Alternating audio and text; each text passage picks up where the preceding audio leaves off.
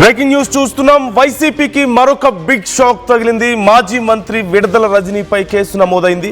CM చంద్రబాబుపై అనుచిత వ్యాఖ్యలు చేశారంటూ కేసు నమోదైనట్లుగా తెలుస్తోంది. పల్నాడు పోలీస్ స్టేషన్లో రజనీపై ఫిర్యాదు చేశారు.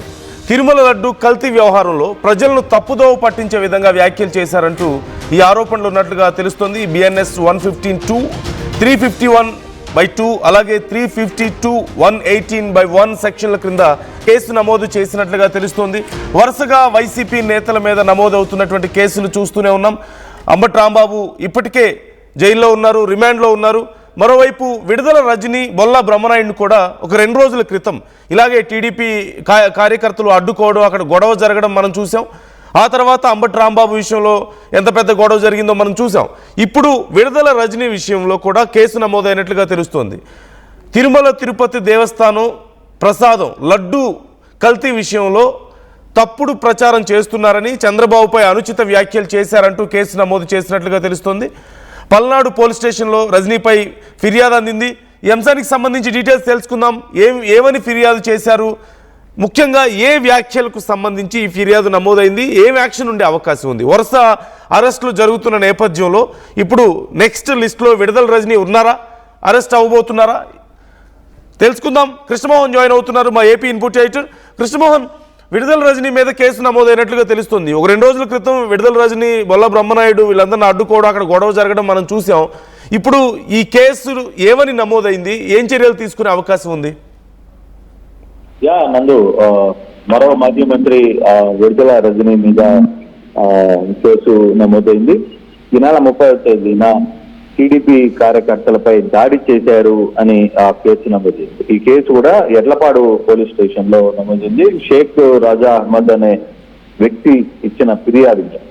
యాక్చువల్ గా అయితే ఆ రోజు టీడీపీ నేతలు రజనీని అడ్డుకునే ప్రయత్నం చేశారు.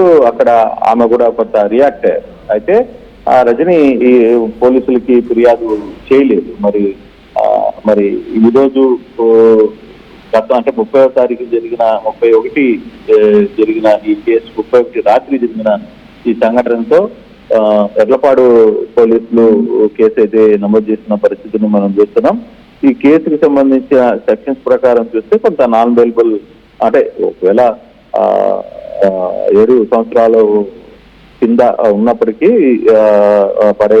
ఉన్నప్పటికీ కూడా కొంత సీరియస్ గానే ఈ కేసును అయితే టేకప్ చేశారు. ఎఫ్ఐఆర్ కూడా రికార్డ్ చేశారు. ఎఫ్ఐఆర్ 21/2026 డేట్ 31/1/2026 కింద ఈ కేసు అయితే నమోదు చేశారు. 115/2, 351/2, 352/118/1 with 35 BNS.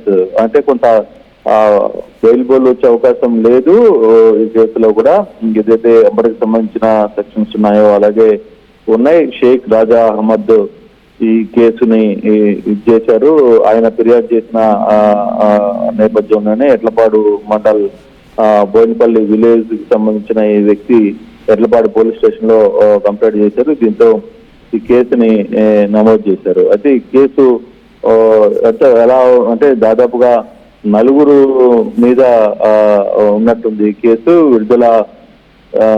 విడుదల రజనీ, తర్వాత వడ్లవల్లి నరసింహారావు, తర్వాత షేక్ రసూల్, షేక్ హుసేన్, తర్వాత రచనమాటి చింతారావు 5 మంది, తర్వాత నాగ మల్లేశ్వరరావు 6, తర్వాత బండ్ల రామ్ కుమార్ 7, బండ్ల రామారావు 8, తర్వాత రామ్ సాగర్ 9, వర్ల చంద్రారెడ్డి 10, మొత్తం 11. శంకర్రావు, దేవినేని శంకర్రావు 11, గుత్తా హేమయ్య 12, తర్వాత వెంకటేశ్వర్లు 13, తర్వాత శేషురెడ్డి 14, దాదాపుగా 15 మంది, శ్రీకాంత్ రెడ్డి 15 మంది పేర్ల మీద కేసు అయితే నమోదైంది. దాదాపుగా 15 కాదు, ఇంకా ఎక్కువ ఉంది. దాదాపుగా 21 మంది పేరు మీద ఈ కేసు అయితే నమోదైంది. ఈ సెక్షన్స్ కూడా అందరి మీద ఈ సెక్షన్స్ పెట్టారు. 31వ తారీఖున 6:30 గంటల టైంలో beside NH16 road Boyapalem village దగ్గర ఎల్తపాడు మండలం రిపోర్టెడ్ దీనికి సంబంధించిన కేసుకి సంబంధించిన డీటెయిల్స్ అయితే ఆ రోజు టీడీపీ శ్రేణులు కూడా అంబటిని అడ్డుకునే ప్రయత్నం చేసి కొంత వాదన జరిగింది. అయితే ఘర్షణ అయితే జరగలేదు, కానీ కొంత వాదన అయితే జరిగింది. రజని కూడా ఎక్కడ తగ్గలేదు, కొంత ముందుగానే వెళ్లే ప్రయత్నం చేస్తారు. మరి ఎందుకు రజని ఈ వ్యవహారం మీద ఇప్పుడు దాకా కేసు ఎందుకు కట్టలేదో తెలియదు, కానీ ఒకవేళ కంప్లైంట్ ఇచ్చినా వాళ్ళు రెస్పాండ్ అయిపోయి ఉండవచ్చు. కానీ ఈ రోజు నిన్న జరిగిన ఈ 30వ తారీఖు జరిగిన కేసు మీద మాత్రం ఎఫ్ఐఆర్ నమోదైంది. రజని మీద కేసు కట్టారు.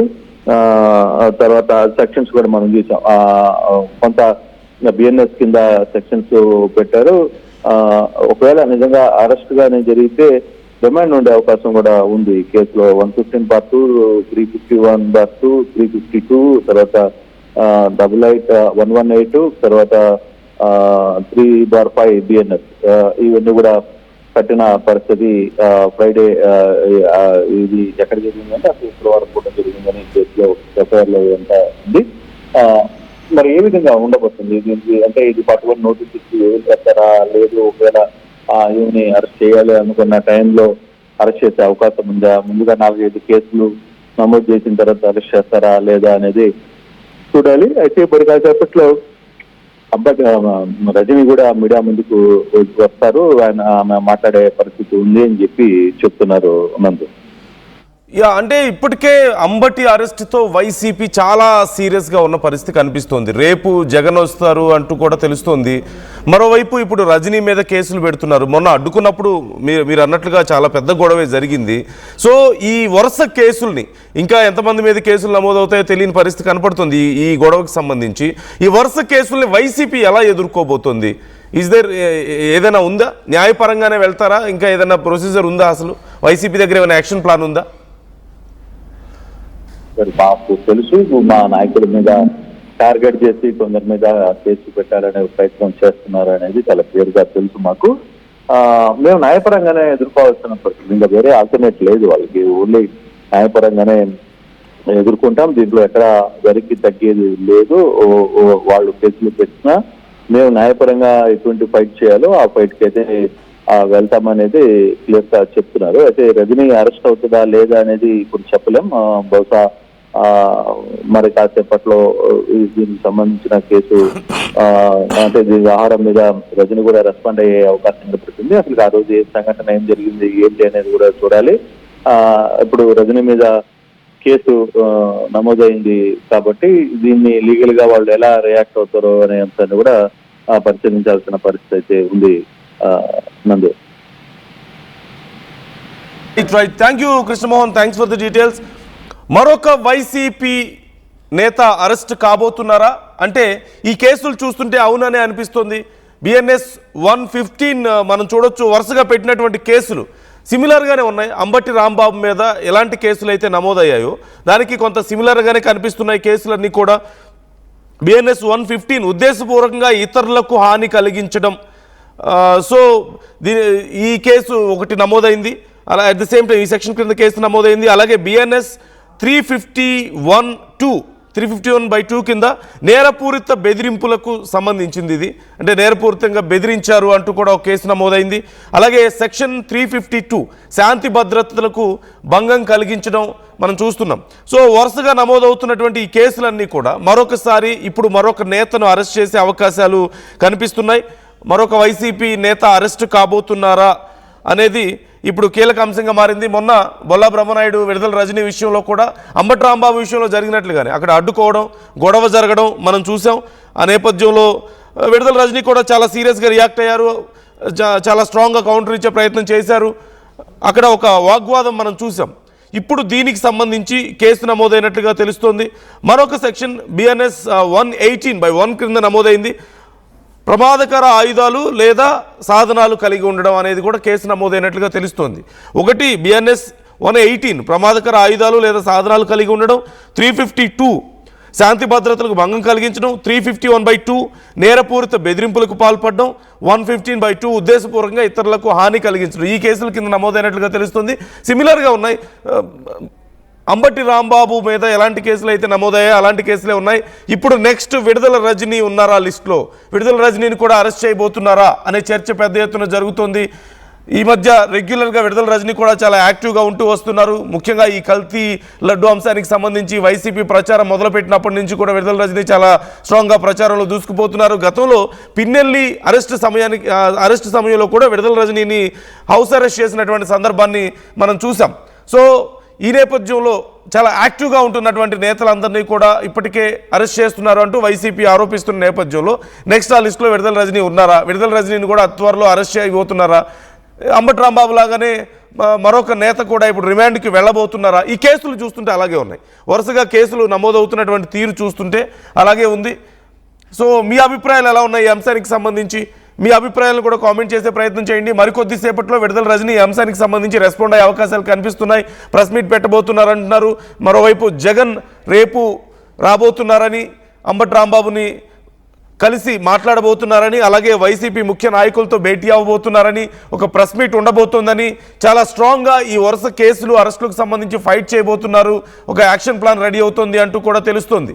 సో జరుగుతున్నటువంటి పరిణామాలు మీకు ఎలా అనిపిస్తున్నాయి? ఇవన్నీ కక్ష సాధింపు కేసులు, అనవసరమైనటువంటి కేసులన్నీ పెడుతున్నారు, ప్రతి చిన్న కేసుకి మా నాయకులను అరెస్ట్ చేస్తున్నారంటూ ఓ పక్క వైసీపీ ఆందోళన వ్యక్తం చేస్తున్నటువంటి తీరు మనకు కనిపిస్తోంది. గవర్నర్ని కలవడం, కంప్లైంట్ ఇవ్వడం, కేంద్రం దగ్గరికి వెళ్ళడం, అమిత్ షాని కలవడం, అక్కడ కంప్లైంట్ ఇవ్వడం, రాష్ట్రంలో పూర్తిగా లా అండ్ ఆర్డర్ అదుపు తప్పిందని, ఇన్వాల్వ్ అవ్వాలి, సెంట్రల్ గవర్నమెంట్ కొంత చొరవ తీసుకోవాలని కోరడం, గవర్నర్ని కోరడం, రాజ్యాంగం పూర్తిగా అసలు అమలు చేయడం లేదు, ఇక్కడ ఏవి కూడా అంతా మా మీద తప్పుడు కేసులు పెడుతున్నారు, రాజ్యాంగం అనేది లేదు, లా అండ్ ఆర్డర్ లేదు, శాంతి భద్రతలు క్షీణించాయంటూ చెప్పడం మనం చూస్తూనే ఉన్నాం. మొత్తం మీద వైసీపీ ఒక యాక్షన్ ప్లాన్ రెడీ చేస్తున్నట్లుగా కనిపిస్తుంది. రేపు జగన్ రాకతో ఇది ఫుల్ ఫ్లెడ్జ్డ్గా రేపటి నుంచి అమలు అవబోతుంది. మరింత ఉత్కంఠ కలిగించేటువంటి పరిణామాలు చోటు చేసుకోబోతున్నాయి ఏపీ రాజకీయాల్లో. సో ఇప్పుడు విడుదల రజనీ విషయంలో ఈ కేసును బట్టి మీకేమనిపిస్తుంది? అరెస్ట్ అయ్యే అవకాశాలు ఉన్నాయా? కామెంట్ చేయండి.